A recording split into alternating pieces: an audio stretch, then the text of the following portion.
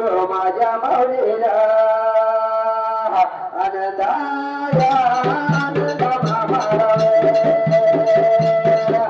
अनदाया अनदमा मारावे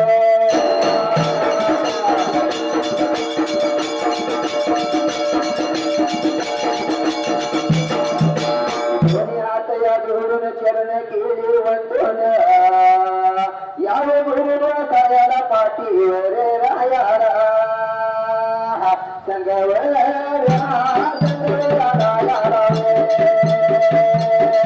उभा